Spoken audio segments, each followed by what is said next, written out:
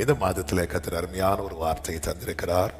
சகரியா தீர்க்கதரிசன புஸ்தகம் 1வது அதிகாரத்தின் 14வது வசனத்தை வாசிக்கிறேன். அப்பொழுது என்னோடே பேசின தூதன் என்னை நோக்கி, சேனைகளின் கர்த்தர் உரைக்கிறது என்னவென்றால், நான் எருசலேமுக்காகவும் சீயோனுக்காகவும் மகா வைராக்கியம் கொண்டிருக்கிறேன் என்று கர்த்தர் சொல்லுகிறார். எருசலேம் சீயோன் என்று சொல்லும் போது தேவன் வாசம் பண்ணும்படி விரும்பி தெரிந்தெடுத்த நகரம்.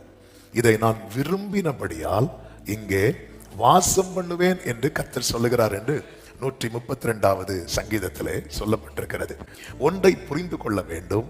நம்முடைய நிலைமையை பார்த்து கண்டும் காணாதவர் போல் இருக்கிறவர் அல்ல நாம் ஆராதிக்கிற தேவன்.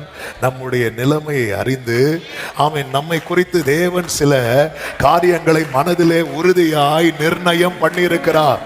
ஆமென். இப்பொழுது எருசலேம் இருக்கிற நிலைமை, இப்பொழுது தேவன் தெரிந்தெடுத்தவர்களுடைய நிலைமை சற்று மோசமா இருந்தாலும் கர்த்தர் சொல்லுகிற வார்த்தை என்னவென்றால், இந்த எருசலேம் மேல எனக்கு இருக்கிற அன்பு இருக்குல்ல, நான் வச்சிருக்கிற பாசம் இருக்குல்ல, அது கொஞ்சம் கூட மாறாது, அது கொஞ்சமும் குறையாது.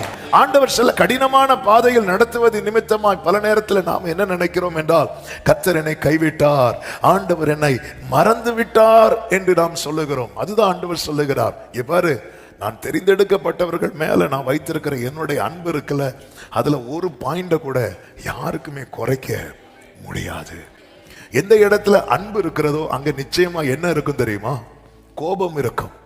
கோபம் இருக்கும். அதனாலதான் வேதம் சொல்லுகிறது, தகப்பன் தான் நேசிக்கிற புத்திரனை சிட்சிக்கிறது போல கர்த்தரும் எவனிடத்தில் அன்பு கூர்ந்து யாரை சேர்த்து கொள்ள சித்தமா இருக்கிறாரோ அவர்களை அவர் என்ன செய்கிறாரா? கடிந்து கொண்டு சிட்சிக்கிறார்.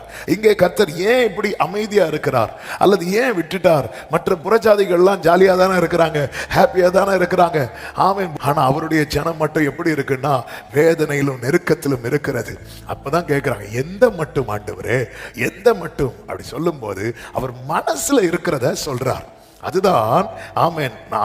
நல் வார்த்தைகளையும் ஆறுதலான வார்த்தைகளையும் பிரதியுத்தரமாக என்னோட சொன்னார் என்று 13வது வசனத்திலே சொல்லப்பட்டிருக்கிறதை பார்க்க முடியும். காலை வேளையில என்னை கேட்டுக்கொண்டிருக்கிற சமீபத்திலும் சரி தூரத்திலும் இருந்தும் சரி, உங்க நிலைமை மற்றவங்களை சுத்தி இருக்கிறவங்க நல்லா இருக்கிறாங்க, ஆனா நீங்க ரொம்ப டல்லா இருக்கிறீங்க. ஆமென். இதை குறித்து பரலோகத்தில் பரிதபிக்கிற ஒருவர் இருக்கிறார். தகப்பன் இந்த நாளிலே தருகிற பிராமிஸ் என்ன தெரியுமா?